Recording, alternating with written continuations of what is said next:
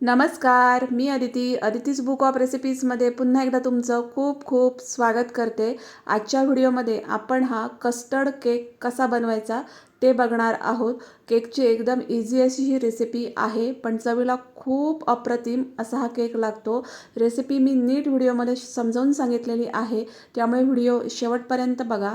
सगळे केकचे measurement perfect आहेत, त्यामुळे तुम्ही जर हा केक बनवला तर नक्कीच तो परफेक्ट असा केक बनणार आहे. खूप चवीला खूप छान लागतो आणि एकदम सोपा असा हा केक आहे. तुम्ही बघू शकता खूप इझिली पण हा डिमोल्ड झालेला आहे. दिसायला पण फार सुरेख आहे.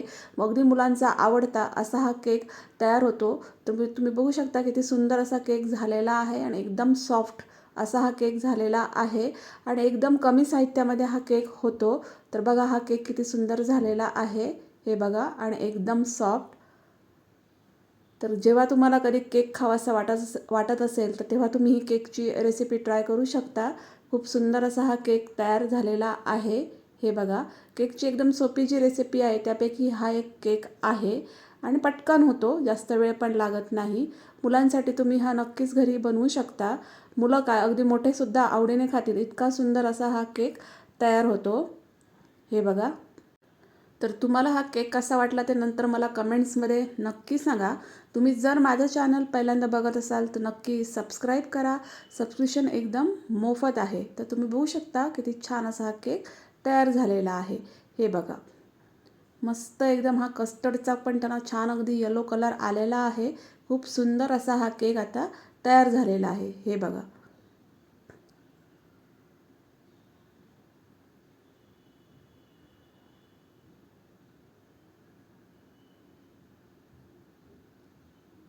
तर चला आपण आता या केकची रेसिपी बघूया. तर इथं मी एक चाळणीमध्ये 1 कप हा मैदा घेतलेला आहे, हे बघा. आणि एक अर्धा कप मी ही पिठी साखर घेतलेली आहे आणि अर्धा कप ही कस्टर्ड पावडर आहे, व्हॅनिला फ्लेवरची आहे, तर ती घेतलेली आहे. अर्धा चमचा मी याच्यामध्ये बेकिंग पावडर घातलेली आहे. पाव चमच्यापेक्षा कमी मी याच्यामध्ये बेकिंग सोडा घातलेला आहे, हे बघा.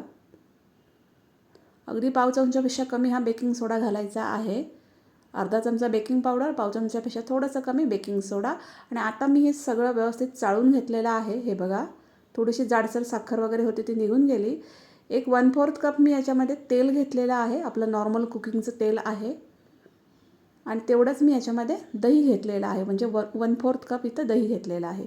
आणि छान मी हे मिक्स करून घेतलेलं आहे, हे बघा. मस्त असं हे मिक्स करून घ्यायचं दही आणि तेल. आणि याच्यामध्ये मी थोडं पाणी वापरलेलं आहे. तुम्ही इथं दूध वापरू शकता. दुधाने तर अजून ह्या केकची टेस्ट आहे ते अजून वाढणार आहे. आणि हे छान असं एकत्र करून घेतलेलं आहे, हे बघा. मस्त एकत्र करून घ्यायचं म्हणजे केक आपला मस्त सुपर सॉफ्ट तयार होतो. आणि मगाशी जे आपण सगळं मिश्रण करून ठेवलं आहे तर ते याच्यामध्ये घालायचं आहे. हे एक प्रकारे प्रीमिक्सच तयार झालं आहे. तर हे कस्टर्ड केकचं प्रीमिक्स आहे. तर ते मी आता याच्यामध्ये घातलेलं आहे आणि हे आता छान मस्त एकत्र करून घेतलेलं आहे, हे बघा. आपण सगळं चाळून घेतल्यामुळे मस्त मिश्रण एकदम पटकन ह्याच्यामध्ये एकत्र होतं, हे बघा. आणि त्याची कन्सिस्टन्सी तुम्ही बघू शकता. आपल्याला इतपत त्याची कन्सिस्टन्सी ठेवायची आहे. गरज वाटली तर थोडंसं पाणी ॲड करायचं आहे. आता ही टुटी फ्रुटी आहे ती मी इथं वापरणार आहे. त्याच्यामध्ये मी थोडासा मैदा घातलेला आहे आणि पूर्ण मैदा ह्या टुटी फ्रुटीला मी लावून घेतलेला आहे, जेणेकरून जी टुटी फ्रुटी आहे ती केकमध्ये खाली बसत नाही, केकमध्ये व्यवस्थित आतमध्ये व्यवस्थित राहते. नुसती जर टुटी फ्रुटी वापरले तर केकमध्ये खाली बसते, हे बघा. तर मगाचं जे बॅटर आहे तर ते मी एकदा मिक्स करून घेतल्याने याच्यामध्ये आपण आता ही टुटी फ्रुटी घालणार आहोत. टुटी फ्रुटीमुळे हा जो केक आहे तो खूप छान तयार होतो, चवीला पण खूप छान लागतो, दिसतो पण खूप छान. तर टुटी फ्रुटी आता मी याच्यामध्ये घातलेली आहे आणि टुटी फ्रुटी पण मी याच्यामध्ये व्यवस्थित मिक्स करून घेतलेली आहे, हे बघा. कन्सिस्टन्सी फार महत्त्वाची आहे या केकची, हे बघा. आपल्याला इतपतच जाड हे बॅटर पाहिजे, खूप जास्त पातळ नको, खूप जास्त घट्ट नको. तर इथपर्यंत आपण हे बॅटर आता तयार करून घेतलेलं आहे. तर केकचा टीन घेतलेला आहे, याला मी आधीच ऑइलने ग्रीस करून ठेवलेलं आहे. पूर्ण ऑइल लावून घ्यायचं आणि थोडासा मैदा लावून ते पूर्ण अजून मी ग्रीस करून घेतलेला आहे. तुम्ही इथं बटर पेपर पण वापरू शकता. आणि नंतर मग आपण जे तयार करून ठेवलेलं बॅटर आहे केकचं ते सगळं मी याच्यामध्ये घातलेलं आहे, हे बघा. सगळं बॅटर घालून घ्यायचं आणि याला 2-3 वेळा टॅप करून घ्यायचं. याच्यामध्ये जर कुठे एअर वगैरे असेल तर ती सगळी निघून जाईल. हे बघा. आणि वरतून पण मी थोडी तुटी फ्रुटी घातलेली आहे, जी मैद्यामध्ये मी घोळवून घेतलेली आहे. मैद्यामध्ये घोळवल्यामुळे ही तुटी फ्रुटी खाली बसत नाही, कारण जसं केक फुलत जातो तसं तुटी फ्रुटी या खाली होत जातात, खाली खाली बसत जातात, वरती दिसत नाहीत. तर मैद्यामध्ये अशा घोळवून वरती वापरल्या की त्या खाली बसत नाही, वरच्या वर राहतात. कढईमध्ये एक जाळी ठेवलेली आहे, कढई गरम करून घेतलेली आहे आणि याच्यामध्ये मी हे केकचं भांडा इथे ठेवलेला आहे. पहिली जी फ्लेम आहे 5 मिनिटासाठी ती फुल ठेवायची आणि नंतर स्लो गॅस फ्लेमवर आपल्याला हा केक बेक करून घ्यायचा आहे 15 ते 20 मिनिटासाठी. तसं त्याप्रकारे मी हा केक बेक करून घेतलेला आहे. कढई पहिली प्रीहीट करून घ्यायची, नंतर केकचा टीन ठेवायचा, झाकण लावून 5 मिनिटं गॅसची फ्लेम मोठी ठेवायची आणि नंतर मग आपल्याला स्लो गॅस फ्लेमवर हा बेक करून घ्यायचा आहे.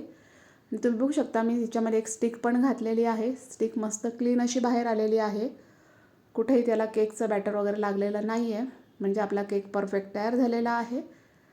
आणि हे बघा, खूप सुंदर असा हा केक झालेला आहे. मुलांना तुम्ही डब्यामध्ये हा केक देऊ शकता, संध्याकाळच्या भुकेसाठी हा केक तुम्ही बनवू शकता. अगदी मुलांपासून चहाबरोबर तुम्ही हा केक खाऊ शकता. इतका सुंदर असा हा केक तयार होतो. तर रेसिपी कशी वाटली ती मला कमेंट्समध्ये नक्की सांगा. व्हिडिओ जर आवडला असेल तर त्याला लाईक करा, शेअर करा. माझ्या चॅनलला नक्की सबस्क्राईब करा. अशाच एका छानशा रेसिपीसह भेटू नेक्स्ट व्हिडिओमध्ये.